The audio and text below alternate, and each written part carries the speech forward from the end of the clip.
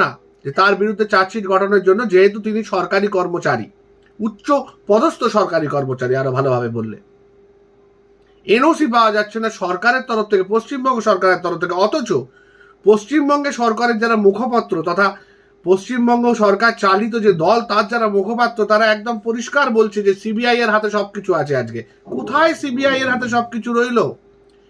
CBI তো অপদার্থতা করছে, তার বিষয়ে কোনো সন্দেহ নেই। সেন্ট্রাল এজেন্সির যে এটা একটা বিরাট বড় অপদার্থতা সে বিষয়ে কোনো সন্দেহ নেই, কিন্তু তারা যে এভিডেন্স পেয়েছে সেই এভিডেন্স তো ট্যাম্পার হয়েছে যখন এই গোটা তদন্ত ভারটা ছিল কলকাতা পুলিশের হাতে। সেই সময় তো হয়েছে প্রথম দিন, এবং তারপরে যে 4 দিন তার মধ্যে তো ট্যাম্পারিং হয়েছে। সিন অফ ক্রাইম যেখানে বলা হচ্ছে তার পাশের জায়গাটাকে ভেঙে দেওয়া হয়েছে।